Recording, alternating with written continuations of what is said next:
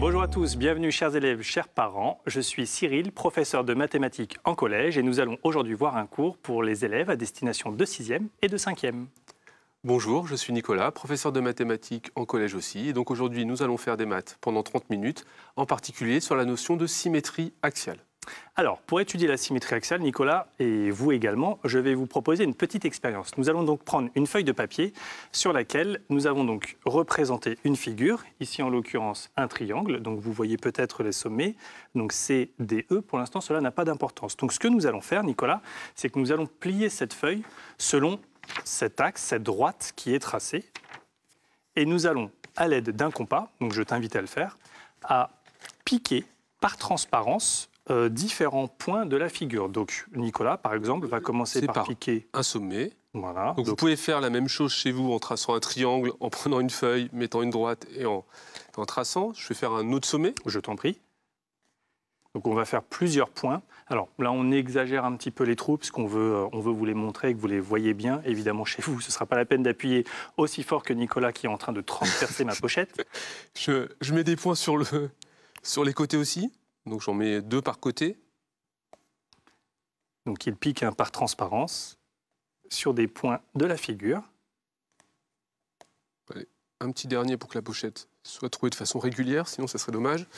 Et donc je vais agrandir les trous. Oui, agrandir un petit peu, on les verra mieux. Donc là, il utilise une astuce, un stylo bic. Simplement, on effectue des trous un petit peu plus gros pour vous les montrer. Chez vous, ce ne sera pas la peine de le faire, évidemment.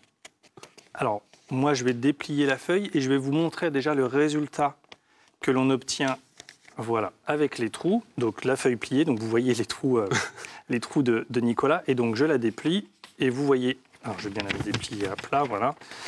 Hop. Donc, vous voyez que l'on retrouve, voilà, je ne vais pas bouger, votre figure, donc, qui était ici un triangle, la droite, donc, selon laquelle Nicolas a plié, et puis tous les petits trous qu'il a fait, donc, par transparence. Hein. En effet, lorsqu'on replie la feuille, on a bien, hop, voilà, peut-être que vous allez le voir un petit peu mieux. Voilà, si je le présente comme ça, on voit bien que Nicolas a bien percé par transparence. Ce que je vous propose maintenant, Nicolas, c'est de relier ces trous entre eux pour voir la figure que l'on obtient. Donc, on va pouvoir les relier, les sommets de notre figure, donc de notre triangle. Donc, je fais les segments qui passent par tous les petits trous. Tous les petits trous.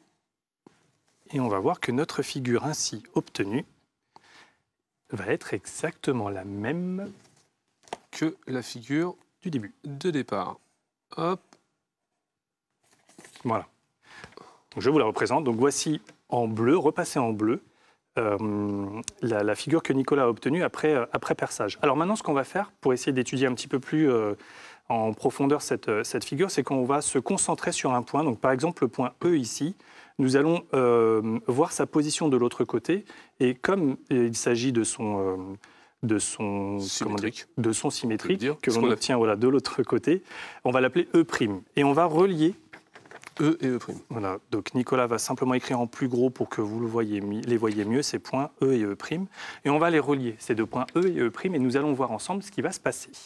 Donc je relie les points E et E'. Donc vous pouvez faire pareil chez vous. Prenez votre règle.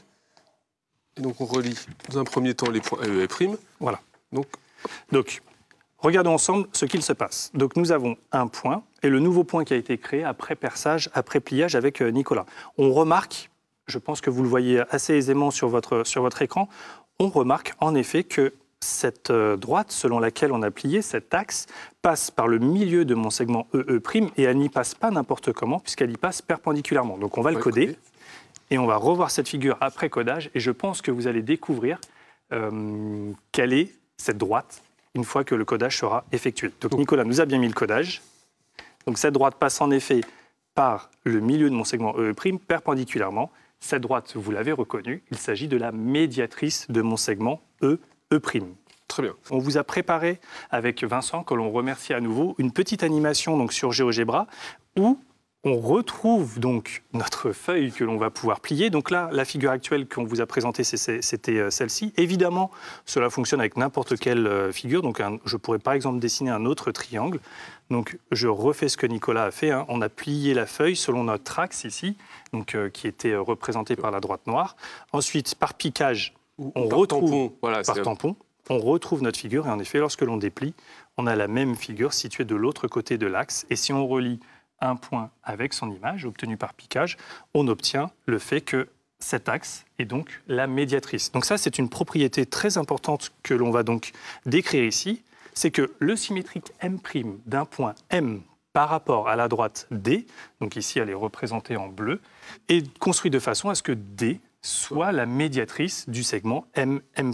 Donc ça veut dire que pour construire un symétrique, Nicolas, comment je dois procéder? Donc il faut que ma droite D soit la médiatrice du segment M', c'est-à-dire qu'il faut que la droite D coupe perpendiculairement déjà le segment M'. Donc déjà, je vais tracer la droite perpendiculaire à mon axe D, passant par le point M. En fait, la demi-droite, parce que je sais que le point M' va être placé de l'autre côté de ma droite D. Donc je prends mon équerre pour placer un angle droit. Je prends ma règle puisque je vais prolonger de part et d'autre. Donc autant tout de suite utiliser sa règle. Voilà, donc là je n'ai plus besoin de mon équerre. Et je vais donc, alors que ça passe bien par M, la façon dont était placé mon équerre. Et donc on va tracer la demi-droite. Hop, on va la faire en blanc. La demi-droite, voilà, qui est perpendiculaire à l'axe D. Donc là, on va coder le fait qu'on est perpendiculaire. Et donc, la deuxième propriété de la médiatrice qu'on va utiliser, c'est le fait que la médiatrice passe par le milieu du segment M'. C'est-à-dire que la distance entre M et ce point d'intersection est le même qu'entre le point d'intersection et le point M' qui va être se situer de l'autre côté de l'axe de symétrie. Alors, on a deux façons ici de construire ce point M'. La première technique, c'est d'utiliser la règle et de mesurer en effet le segment entre donc, le point M et cette intersection sur la droite D. Alors, très souvent, évidemment, cela ne va pas tomber sur des mesures justes. Donc, c'est une façon possible, hein. On prend cette mesure, on la reporte. Donc là, on voit que ça fait à peu près 2,5, 2,6. Pour être beaucoup plus précis, on peut en effet utiliser notre compas qui nous permet de reporter des longueurs sans les connaître, mais de façon très précise. Donc je vais simplement piquer sur cette intersection. Hop, je vais prendre comme écartement jusqu'au point M. Voilà. Et on reporte. Et je reporte cet écartement de l'autre côté. On va le marquer en violet clair. Allons-y. Je fais un arc de cercle qui vient intersecter ma demi-droite. Ici, ce point, c'est le point M', et donc il est situé à égale distance du milieu. Donc on code le fait que la distance entre M et le point d'intersection est la même que la distance entre le point d'intersection et M'. Donc on vient de construire ici le symétrique donc, du point M par rapport à la droite D que l'on appelle M', et on a utilisé cette propriété que la droite D est la médiatrice d'un segment entre un point et son image. Alors, une autre information importante sur la symétrie. C'est ce qu'on appelle l'axe de symétrie. En fait, ici, si on considère la figure représentée par les deux triangles, eh ben, la droite D, c'est l'axe de symétrie de la figure. C'est-à-dire qu'en fait, la figure par pliage va être exactement la même, ne va pas changer de forme. C'est-à-dire que si je plie le long de ma droite, eh ben, j'obtiendrai encore la figure formée des deux triangles bleus. Voilà. Donc là, la difficulté, ça va être de construire. L'avantage de la construction qu'on a vu tout à l'heure, c'est le fait que l'on ne peut pas plier un tableau. Oui. Et donc, on ne pouvait pas à chaque fois faire des symétries par pliage. D'un seul coup, c'est plus compliqué quand on est avec des objets un peu plus solides qu'une feuille de papier. Donc, c'est pour ça qu'on a utilisé les propriétés géométriques que l'on a vues pour pouvoir tracer le symétrique d'un point avec des outils de géométrie. Et justement, ce que l'on va vous proposer de construire ici, c'est le symétrique de cette figure. Donc par rapport à ma droite D, ici représentée en blanc. Donc comme l'a précisé Nicolas, ici on ne va pas pouvoir utiliser notre première technique, c'est-à-dire que l'on ne va pas pouvoir prendre notre tableau, le plier en deux et prendre le compas, là ma pochette ne sera pas suffisamment grande, et planter donc ce superbe écran numérique. Donc on va réutiliser les propriétés que l'on a vues ensemble avec notamment cette fameuse médiatrice. Donc on va essayer de construire point par point cette figure. Donc on va commencer par exemple par le point B, qui est celui qui est le plus proche de la droite, qui va être le plus simple à tracer. Donc on a vu tout à l'heure, on commence par tracer la demi-droite perpendiculaire à notre axe de symétrie D, passant par le point B. Donc pour cela, Cyril prend l'équerre. Alors on la fait glisser le long de la droite B, et je trace donc la perpendiculaire. Comme il faut qu'elle soit de part et d'autre, qu'elle se prolonge de l'autre côté de la droite D, on va utiliser la règle pour aligner sur le point B. Et donc, on va tracer... Alors, nous allons faire le tracé très précis pour 2 points, puis après, nous allons aller un peu plus vite. Donc, on trace la demi-droite passant par B. Donc elle est perpendiculaire à notre axe de symétrie, donc on n'oublie pas de coder. Hein. Ça, c'est très important en géométrie. Dès qu'on fait quelque chose, qu'on trace une figure, on code pour ne pas oublier ce qu'on a fait. Donc on code le fait qu'il y a un angle droit. Et donc on va reporter la longueur pour trouver le point B', qui sera donc le symétrique du point B par rapport à l'axe D. Donc pour cela, Cyril pointe sur le point d'intersection. Je choisis le compas, je préfère. C'est plus rapide que la règle, mais surtout, là en l'occurrence, ce sera plus précis, puisque je ne suis pas certain que la mesure du segment qui correspond aux extrémités B, l'intersection avec cette droite, soit une mesure précise, entière et exacte. Donc du coup, on l'appelle B', alors, on va ce point. Donc on va dire que c'est le symétrique de B par rapport à l'axe D. Donc on va l'appeler B'. On code le fait que ce soit de même longueur. Et donc là, nous avons tracé le symétrique d'un point. Donc nous allons faire maintenant le symétrique d'un deuxième point. Donc par exemple, le point C. Alors le point C il est situé en bas, donc à nouveau, je reprends mon équerre, on va aller un petit peu plus vite. On va la coulisser jusqu'au point C. On va tracer donc la demi-droite d'extrémité C qui coupe l'axe D de façon perpendiculaire. Donc pour ça, Cyril place... J'ai même de la chance. La règle. J'ai 2 règles sur mon tableau. Hop. Voilà, donc on la trace, la demi-droite, voilà, qui passe par C et qui est perpendiculaire à l'axe. Il y a un angle droit que l'on code tout de suite. Ensuite, avec le compas... Je vais la prolonger encore. Donc on a une des règles qui s'allonge, c'est magique. C'est une demi-droite. Hop, et donc on prend le compas, on mesure la distance, on va reporter la distance entre le point d'intersection de notre demi-droite et de l'axe. Donc on pointe sur le point d'intersection. Alors je vais essayer d'être très précis. J'ai tendance à trembler un petit peu au tableau. Voilà. Donc je pense que sur vos feuilles, vous serez évidemment plus précis que moi. Hein. Là, les instruments, ça se joue à quelques pixels près. Donc et puis mes traits sont suffisamment épais pour que vous puissiez les voir. Donc évidemment, hein, ici, il y aura certainement un petit décalage par rapport à un tracé parfait, puisque voilà, nous avons des traits très épais. Et on vous apprend évidemment qu'en géométrie, il faut avoir un crayon bien taillé pour être le plus fin et le plus précis possible. Ce que là, je ne peux pas faire au tableau, puisqu'on essaye de le rendre le plus visible possible. Si je faisais des traits très fins, il n'y a que moi qui les verrais. Donc là, du coup, on reporte la longueur. Donc on va appeler C', donc le symétrique du point C par rapport à l'axe D. Hop. Donc voilà, C'. Donc on l'appelle C'. On code C'. Et on code le fait que c'est le milieu, donc on prend un autre codage que les 2 petits traits, par exemple, petite vague. Et donc là, on va pouvoir tracer le segment BC, puisqu'une propriété de la symétrie axiale nous dit que le symétrique du segment BC, c'est le segment B'C', où B' est le symétrique du point B et C' est le symétrique du point C. Donc là, ce que nous avons fait pour 2 points, cela nous permet de commencer à construire le symétrique donc, de notre figure, qui est regroupé d'ailleurs d'éléments un petit peu particuliers. Vous avez pu le constater. Nous avons d'abord un rectangle et ensuite un demi-cercle. Alors, nous aurions très bien pu avoir un cercle et nous ferons la démonstration juste après. Alors, vous avez compris le principe. Hein. Il nous resterait à faire maintenant le symétrique du point D avec la même technique de construction, le symétrique du point A, et ensuite donc le symétrique de ce point E qui est donc à une position particulière. Alors nous avons préparé avec Nicolas, finalement je n'ai pas été très imprécis, nous avons construit avec Nicolas déjà la correction.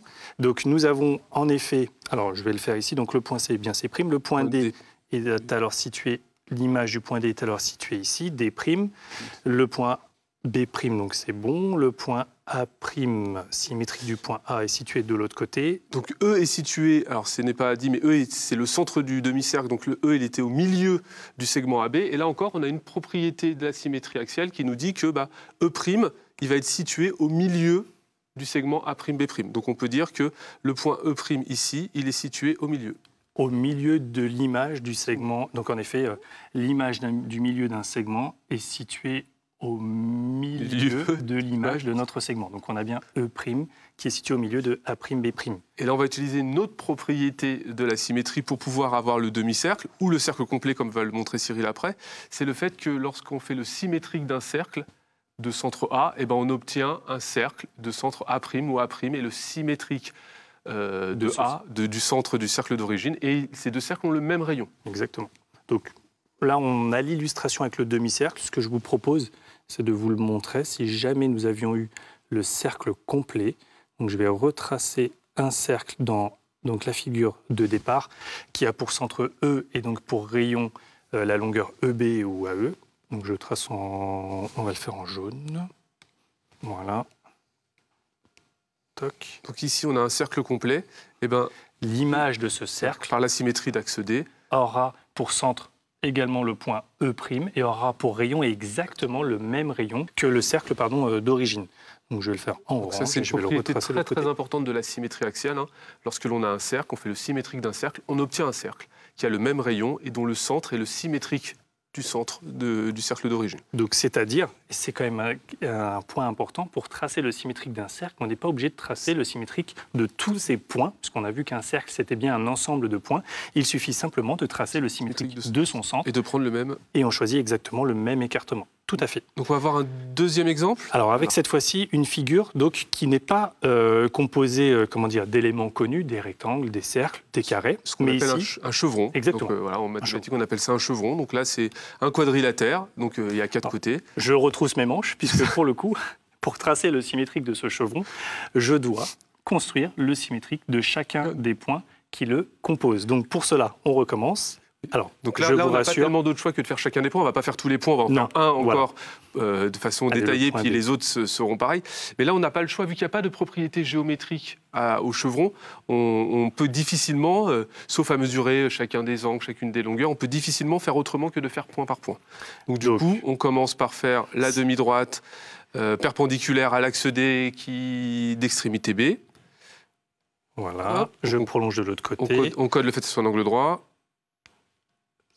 D'avoir une droite perpendiculaire. Et avec le compas, on va reporter la mesure entre le point d'intersection et le point B. Oui, puisque là, je cherchais à construire l'image de notre point B. Voilà, j'ai cet écartement. Je le reporte de l'autre côté. Et donc, ce sera... Alors, on l'appelle toujours de la même façon B'. On ne donne pas un nouveau nom.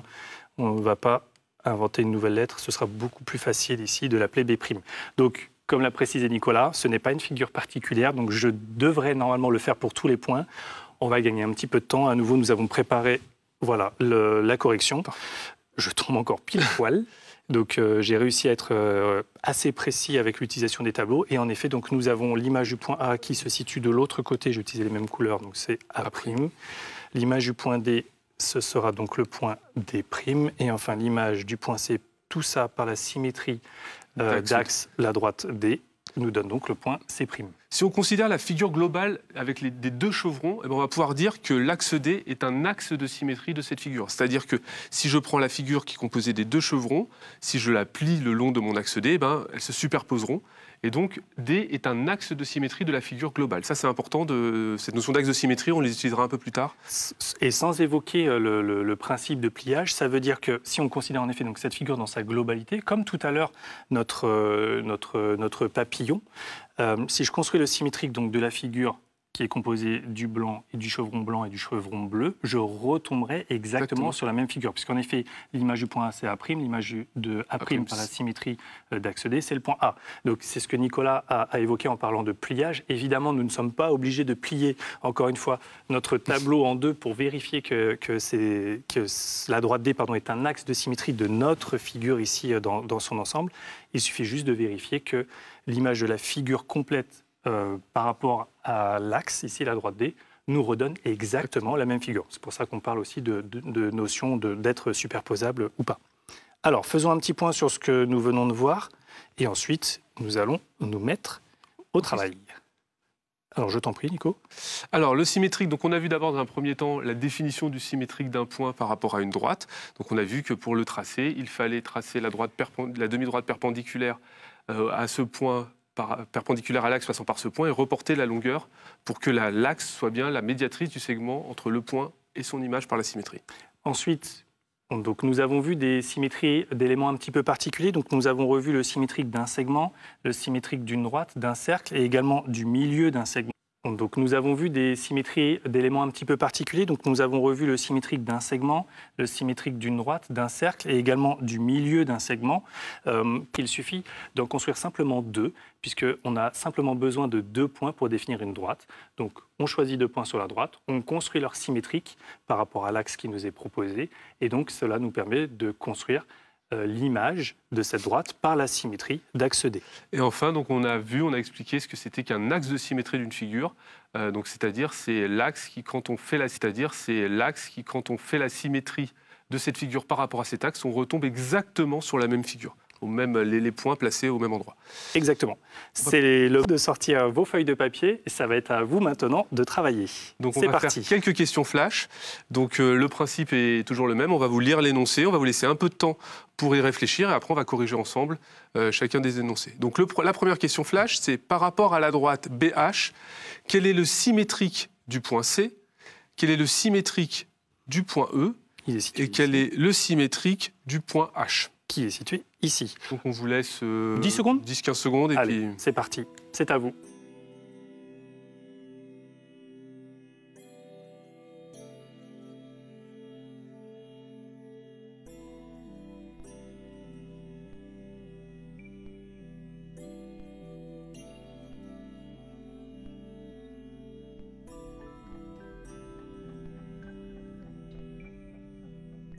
On va corriger. C'est parti, Nicolas. On va considérer que tout le monde a eu le temps de bien le faire. Donc, je vais faire le premier. Allez.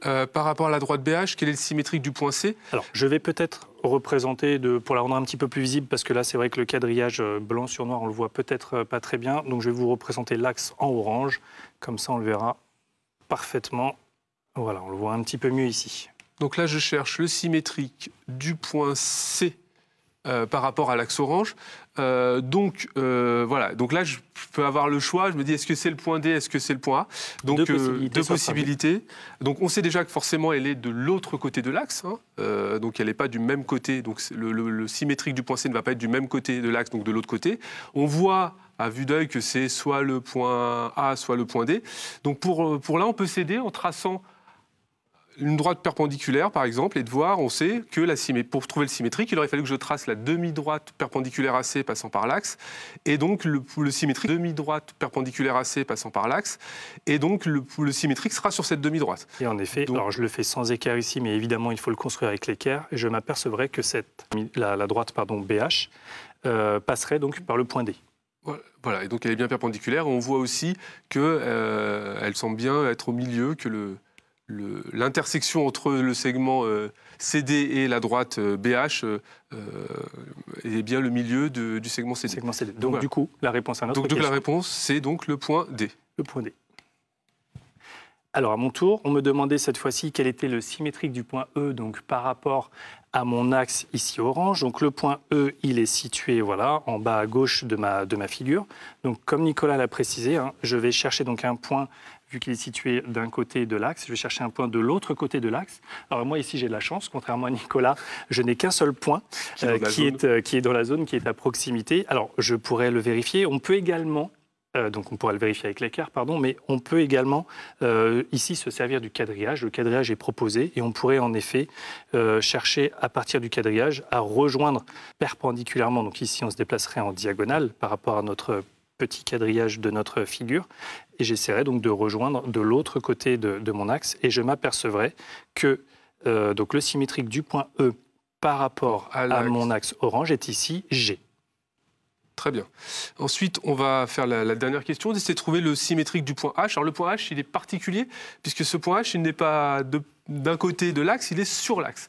Et donc là, on peut reprendre l'exemple du triangle qu'on a fait tout à l'heure quand on a coupé. On voyait bien qu'il y avait le point qui était situé sur l'axe, donc il y avait un des sommets du triangle qui était situé sur l'axe.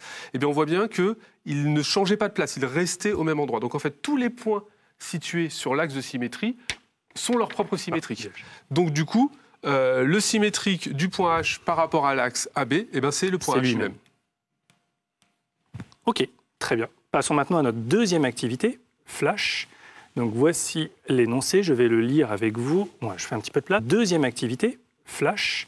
Donc voici l'énoncé, je vais le lire avec vous. Moi, je fais un petit peu de place. Donc dans quel cas, alors singulier ou pluriel, on ne sait pas trop.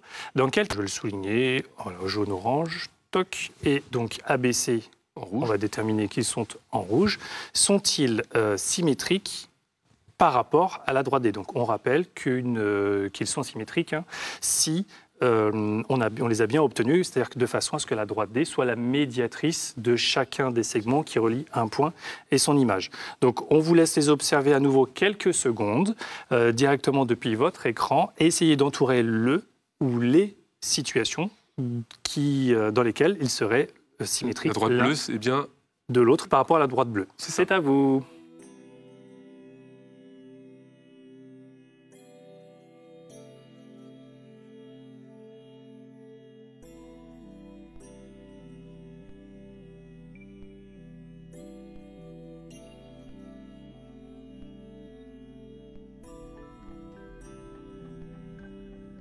Donc je pense que vous avez vous avez réussi à identifier le ou les cas où il y avait bien un axe de symétrie. Donc Cyril, je te laisse.